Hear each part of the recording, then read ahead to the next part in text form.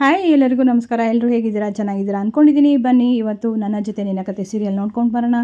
ಯಾರು ನನ್ನ channel subscribe ಮಾಡ್ತಾರೆ ನೋಡ್ತೀರಾ, ಪ್ಲೀಸ್ ಸಬ್ಸ್ಕ್ರೈಬ್ ಮಾಡಿ ಅಂತ ಕೇಳ್ಕೊತೀನಿ. ಸತ್ಯನ ಸಾಕ್ಷಿಗೆ ಕಾಲ್ ಮಾಡ್ತಾನೆ ಇರ್ತಾರೆ. ಯಾಕೆ ಇವಳು ಹುಡುಗಿ ರಿಸೀವ್ ಮಾಡ್ತಾ ಇಲ್ವಲ್ಲ ಏನಪ್ಪ ಅಂತ ಹೇಳ್ಕೊಂಡು ಅದೇ ಟೈಮ್ಗೆ ಅವರು ಮನೆ ಕಾಲಿಂಗ್ ಬೆಲ್ಲು ಕ್ಲಿಕ್ ಆಗುತ್ತೆ. ಆಗ ನೋಡಿದರೆ ಭೂಮಿ ಬಂದಿರ್ತಾರೆ. ಏನಮ್ಮ ಈಗ ಬಂದುಬಿಟ್ಟಿದ್ಯಾ, ಯಾಕೆ ಬರಬಾರ್ದಣ್ಣ ಅಂತ ಕೇಳ್ತಿರ್ತಾರೆ.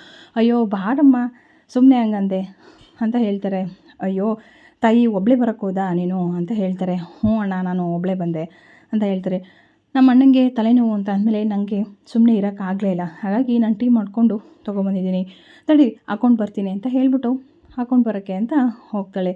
ಅಯ್ಯೋ ಎಂಥ ಹುಚ್ಚು ಹುಡುಗಿ ಇವಳು, ಅಲ್ಲಿಂದ ಬಂದಿದ್ದಾಳಲ್ಲ ಅಂತ ಹೇಳ್ತಿರ್ತಾರೆ. ನನಗೆ ತುಂಬಾ ತಲೆನೋವು ಆಗೋಗಿದೆ ಅಣ್ಣ, ಏನು ಮಾಡಬೇಕು ಅಂತ ಗೊತ್ತಾಗ್ತಿಲ್ಲ. ನಮ್ಮ ತಾಯಿ ವಿಷಯನ ಕೇಸ ಅಜಿತ್ ಅವರು ನೋಡ್ತಾಯಿದ್ರು, ಬಟ್ ಬೇರೆ ಯಾರೋ ಬಂದರೆ ಹೇಗೆ ಮಾಡ್ತಾರೆ, ಹೇಗೆ ಹ್ಯಾಂಡಲ್ ಮಾಡ್ತಾರೆ ಅನ್ನೋದೇ ನನಗೆ ತುಂಬ ಯೋಚನೆ ಆಗಿದೆ. ಇನ್ನೊಂದು ಕಡೆ ಏನು ಮಾಡೋದು ಅಂತ ಗೊತ್ತಾಗ್ತಿಲ್ಲ. ಏನಮ್ಮ ಅಂಥ ವಿಷಯ ಅಂತ ಕೇಳ್ತಾರೆ. ಈಗ ಸಾಯಂಬ್ರೇನೋ ಡೆಲ್ಲಿಗೇನೋ ಹೊರಟೋಗ್ತಿದ್ರೆ, ಬಟ್ ಅವ್ರ ಮನಸ್ಸಲ್ಲಿ ಈ ಭೂಮಿ ಅನ್ನೋಳು ಇದಳೋ ಇಲ್ವೋ ಅನ್ನೋದೇ ಗೊತ್ತಾಗ್ತಿಲ್ಲ ಅಣ್ಣ. ಏನು ಮಾಡೋದು, ನನ್ನನ್ನು ಕರ್ಕೊಂಡು ಹೋಗೋಲ್ವೋ ಅನ್ನೋದೇ ಒಂದು ಡೌಟು. ನಮ್ಮ ಇನ್ನೂ ಅಗ್ರಿಮೆಂಟ್ ಮದುವೆ ಕೇವಲ ಇನ್ನೂ 9 ತಿಂಗಳಿದೆ ಅಣ್ಣ, ಏನು ಮಾಡಬೇಕು ಅಂತ ಗೊತ್ತಾಗ್ತಿಲ್ಲ. ಅವರು ಇಲ್ಲಿ ನನ್ನನ್ನು ಮದುವೆ ಆಗಿದ್ದು ಅವ್ರ ಅತ್ತೆ ಮಗಳು ಮದುವೆ ಮಾಡಬೇಕು ಅನ್ನೋಕ್ಕೋಸ್ಕರ ಅಗ್ರಿಮೆಂಟ್ ಮದುವೆ ಆದರು, ಅದೇನೋ ಸರಿ. ಅಲ್ಲಿ ಯಾರ ಒಂದು ಕಿರಿಕಿರಿನೂ ಇರೋಲ್ಲ, ಆರಾಮ್ಸೆಯಾಗೂ ಕೂಡ ಇರ್ಬೋದು. ಯಾವ ಕಡೆ ಯೋಚನೆ ಮಾಡಬೇಕು ಅಂತ ಗೊತ್ತಾಗ್ತಿಲ್ಲ ಅಣ್ಣ. ಕರ್ಕೊಂಡು ಹೋಗಲ್ವೋ, ಅವ್ರ ಮನಸ್ಸಲ್ಲಿ ನನ್ನ ಬಗ್ಗೆ ಯೋಚನೆ ಇದೆಯೋ ಇಲ್ಲವೋ ಅನ್ನೋದು ನನಗೆ ಗೊತ್ತಾಗ್ತಿಲ್ಲ ಅಣ್ಣ ಅಂತ ಹೇಳ್ತಾರೆ. ಇನ್ನೊಂದು ಕಡೆ ಅಜಿತ್ತು ಅವನು ಕೆಲಸ ಮಾಡಿದಂತಹ ಸ್ಟೇಷನಿಗೆ ಬರ್ತಾರೆ. ಅಲ್ಲಿದ್ದಂತಹ ಜನಗಳೆಲ್ಲರೂ ಕೂಡ ಅವನೇ ನೋಡ್ತಾ ಇರ್ತಾರೆ. ಅಜಿತ್ಗೆ ಫಸ್ಟ್ ಡೇ ಅವನ್ನ ವೆಲ್ಕಮ್ ಮಾಡಿದ ಕ್ಷಣಗಳು, ಎಲ್ಲರೂ ಪರಿಚಯ ಮಾಡಿದಂತಹ ದಿನಗಳು, ಫಸ್ಟ್ ದಿನ ಹೇಗಿತ್ತು ಅನ್ನೋದೆಲ್ಲ ಒಂದೊಂದಾಗಿ ನೆನಪಿಸ್ಕೊಳ್ತಾ ಬರ್ತಾನೆ. ಪಾಪ ತುಂಬಾ ಫೀಲ್ ಆಗ್ತದೆ. ಇನ್ನೊಂದು ಕಡೆ ಭೂಮಿ ಅಜಿತ್ಗೆ ಊಟ ಮಾಡಿಸಿದ ದಿನಗಳು, ಭೂಮಿ ಜೊತೆ ಕಳೆದಿದ್ದಂತಹ ದಿನಗಳು, ಅವಳ ಜೊತೆ ಜಗಳ ಆಡಿದ್ದು, ಅವನ ಜೊತೆ ಸೈಕಲ್ನ ಕೂರಿಸ್ಕೊಂಡು ಓಡಿಸ್ಕೊಂಡು ಹೋಗಿದ್ದು, ಅದನ್ನೆಲ್ಲ ಕೂಡ ಒಂದೊಂದಾಗಿ ನೆನಪಿಸ್ಕೊತಾ ಇರ್ತಾನೆ. ತುಂಬ ಫೀಲ್ ಮಾಡ್ಕೋತಾ ಇರ್ತಾನೆ. ಇಲ್ಲಿಂದ ಹೇಗೆ ಬಿಟ್ಟು ಹೋಗಬೇಕು ಅನ್ನೋದೇ ಗೊತ್ತಾಗ್ತಿಲ್ಲ. ಸ್ಟೇಷನ್ ಒಳಗಡೆ ಹೋದ ತಕ್ಷಣ ಭೂಮಿ ಇದ್ದಿದ್ದೇ ನೆನಪಾಗ್ತಿತ್ತು. ಅವಳು ಬಂದು ಟೀ ಕೊಡ್ತಿದ್ದು, ಊಟ ಮಾಡಿಸ್ತಿದ್ದು ಎಲ್ಲ ನೆನಪಾಗ್ತಿತ್ತು. ಹಾಗೆ ಅದರೊಳಗಡೆ ಕೆಲಸ ಮಾಡಿದಂತಹ ದಿನಗಳು, ರೌಡಿಗಳನ್ನ ಹಿಡಿದು ಒಳಗೆ ಹಾಕಿದ್ದಂತಹ ನೆನಪು, ತುಂಬ ಒಂಥರ ಅಟ್ಯಾಚ್ಮೆಂಟ್ ಆಗಿದ್ದ ಅಂತಲೇ ಹೇಳ್ಬೋದು. ಭೂಮಿ ಫಸ್ಟಿಗೆ ಅವಳಿಗೆ ಪರಿಚಯ ಆಗಿದ್ದು, ಎಲ್ಲರೂ ಮನಸ್ಸು ಕೂಡ ಗೆದ್ದಿದ್ದು, ಟೀ ಕೊಟ್ಟಿದ್ದು ಎಲ್ಲನೂ ಕೂಡ ತುಂಬ ಮಿಸ್ ಮಾಡ್ಕೊತಾ ಇರ್ತಾನೆ ಅಜಿತ್ತು. ಅದನ್ನೆಲ್ಲ ನೆನೆಸ್ಕೊತಾ ಇರ್ತಾನೆ. ಅವನಿಗೆ ಬಂದಂತಹ ಗಿಫ್ಟ್ಗಳು, ಹಾಗೆ ಅವನಿಗೆ ಸನ್ಮಾನ ಮಾಡಿದಂತಹ ದಿನಗಳು, ಅದರಲ್ಲೂ ಮುಖ್ಯವಾಗಿ ತಾನು ಪ್ರೀತಿ ಮಾಡ್ತಿದ್ದಂತಹ ಹುಡುಗಿ ಫೋಟೋನ ನೋಡಿ ನೆನೆಸ್ಕೊಂಡು ತುಂಬಾ ಬೇಜಾರಾಗ್ತದೆ. ಅವ್ರು ಬೇರೆ ಯಾರೂ ಅಲ್ಲ, ಸ್ವಂತ ಸತ್ಯ ಅಣ್ಣನ ತಂಗಿ. ಅವನ್ನ ತುಂಬಾ ಪ್ರೀತಿಸ್ತಾ ಇರ್ತಾರೆ. ಹಾಗಾಗಿ ನಾನು ನಿನ್ನನ್ನು ಯಾವತ್ತೂ ಕೂಡ ಬಿಟ್ಟಿರಲ್ಲ, ದಯವಿಟ್ಟು ನನ್ನ ಬಿಟ್ಟು ಹೋಗ್ಬೇಡ ಅಂತ ಎಲ್ಲ ಕೇಳ್ಕೊತಾ ಇರ್ತಾನೆ. ಅದೆಲ್ಲ ಹಳೆ ನೆನಪುಗಳು, ಅವಳು ಬರ್ಡೇ ಸೆಲೆಬ್ರೇಷನ್ಗಳು ಎಲ್ಲ ಕೂಡ ನೆನಪಾಗ್ತಿರುತ್ತೆ. ಆಗ ಒಂದಿನ ವಿಲ್ ಯು ಮ್ಯಾರಿ ಮೀ ಅಂತ ಕೂಡ ಕೇಳಿರ್ತಾರೆ. ಆಫ್ಕೋರ್ಸ್ ಮದುವೆ ಆಗ್ತೀನಿ ಅಂತ ಅವಳು ಕೂಡ ಹೇಳಿರ್ತಾಳೆ. ಇದೆಲ್ಲ ಕೂಡ ಪಾಪ ಅಜಿತ್ಗೆ ತುಂಬಾ ಕಾಡ್ತಿರುತ್ತೆ. ಅದರಲ್ಲೂ ಇನ್ನೊಂದು ಕಡೆ ಭೂಮಿ, ಅಣ್ಣ ನನಗಂತೂ ತುಂಬ ತಲೆನೋವು ಬಂದ್ಬಿಟ್ಟಿದೆ ಅಣ್ಣ. ನಾನು ಡೆಲ್ಲಿಗೆ ಹೋದರೆ ನಮ್ಮ ಅಮ್ಮನ ಚಿಂತೆ, ಅವರು ಹೋದರೆ ನನ್ನ ಮುಂದಿನ ಭವಿಷ್ಯದ ಚಿಂತೆ. ನಾನು ಅವ್ರನ್ನ ಕಳಿಸ್ಕೊಡ್ಬೋದು, ಬಟ್ ನಾನು ಇಲ್ಲಿ ಹೇಗಿರಲಿ, ಬಟ್ ಮನೆಯವರೆಲ್ಲ ಮದುವೆ ಆಗಿದ್ದಾರೆ ಅಂತ ಅಂದ್ಕೊಂಡಿದ್ದಾರೆ ಅಂತ ಗೊತ್ತಾಗ್ತಿಲ್ಲ. ಅದೇ ಟೈಮ್ಗೆ ಅಜಿತ್ ಕೂಡ ಕಾಲ್ ಮಾಡ್ತೇನೆ ಭೂಮಿಗೆ. ಇವತ್ತು ಮನೆಯವರೆಲ್ಲ, ನಾನು ಡೆಲ್ಲಿಗೆ ಹೋಗ್ತಿದ್ದೀನಲ್ಲ, ಮನೆಯವರೆಲ್ಲ ಲಂಚ್ಗೆ ಹೋಗೋಣ, ಡಿನ್ನರ್ಗೆ ಹೋಗೋಣ ಸಂಜೆ ಅಂತ ಕೇಳ್ತಾರೆ. ಆಗ ಭೂಮಿ ಆಯಿತು ರೀ ಹೋಗೋಣ ಅಂತ ಹೇಳ್ತಾರೆ. ನಾನು ಮನೆಗೆ ಹೋದ್ಮೇಲೆ ಹೇಳ್ತೀನಿ. ಮನೆಗೆ ಎಲ್ಲಿದೆಯಾ ನೀನು? ಸತ್ಯನ ಅವ್ರ ಮನೆಗೆ ಬಂದಿದ್ದೆ. ಏನು ಒಬ್ಬಳೇ ಬಂದಿದೆ, ಲೂಸು, ನಿನ್ಗೆ ಎಷ್ಟು ಸಲ ಹೇಳ್ತಾರೆ, ನಿನ್ನ ಮೇಲೆ ತುಂಬ ಅಪಾಯ ಇದೆ, ನಿನ್ನನ್ನು ಅಟ್ಯಾಕ್ ಮಾಡ್ತಾರೆ, ನೀನು ಒಬ್ಬಳೇ ಬರಬೇಡ ಅಂತ ಎಷ್ಟು ಹೇಳಿದ್ರು ನೀನು ಕೇಳೋದೇ ಇಲ್ವಲ್ಲ, ನೀನು ಅಲ್ಲೇ ಇರು, ಹೊರಡಬೇಡ ಆಯಿತಾ, ನಾನು ಅಲ್ಲಿಗೆ ಬರ್ತೀನಿ, ಆಮೇಲೆ ಒಟ್ಟಿಗೆ ಹೋಗೋಣ ಅಂತ ಹೇಳ್ತಾರೆ.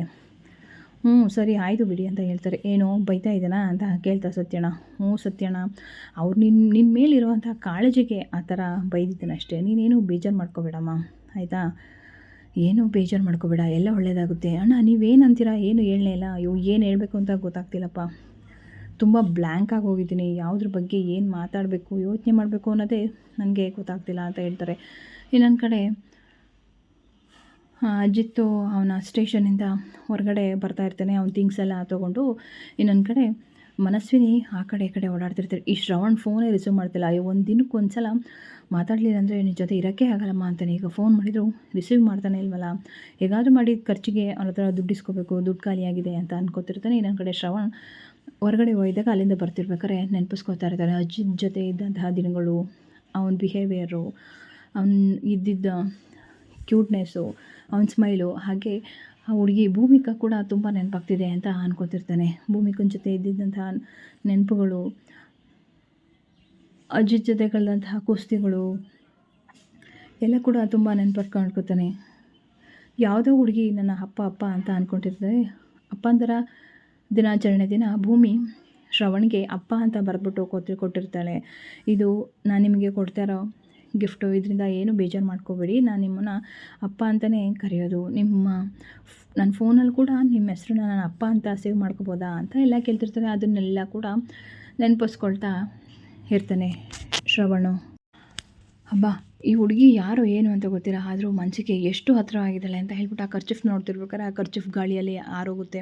ಆ ಖರ್ಚಿಫ್ಗೋಸ್ಕರ ಶ್ರವಣ್ ಗಾಡಿ ಓಡಿಸೋದನ್ನು ನಿಲ್ಲಿಸಿ ಬಂದು ಆ ಖರ್ಚಿಫ್ನ ತಿಳ್ಕೊತಾರೆ. ಇದು ಯಾವ ಹುಡುಗಿರೋ ಏನೋ ಗೊತ್ತಿಲ್ಲ, ಆದರೆ ಹುಡುಗಿ ಡೆಲ್ಲಿಗೆ ಹೋಗ್ತಿದ್ದೀನಿ ಅಂತ ಅಂದಮೇಲೆ ಎಷ್ಟು ಬೇಜಾರಾಗ್ತಿದೆ, ಮನಸ್ಸಲ್ಲಿ ತುಂಬಾ ಬೇಜಾರಾಗ್ತಿದ್ದಿಲ್ಲ ಅಂತಾನೆ.